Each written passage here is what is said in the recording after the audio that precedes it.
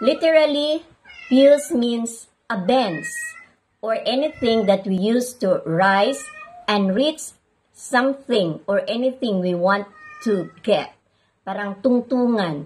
Parang ako, yung mga cabinet ko na pinaglalagyan ng libro, nakaano lang, hanging. So, bago ko sila makuha, kailangan ko ng tuntungan, a riser, a bench, or anything that would help me reach my books.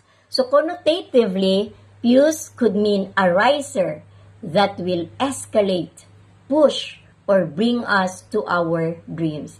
It will serve as a roadmap, support, and scaffolding to reach our ZPD. Ano yung ZPD? Zone of Proximal Development. For us to win and succeed.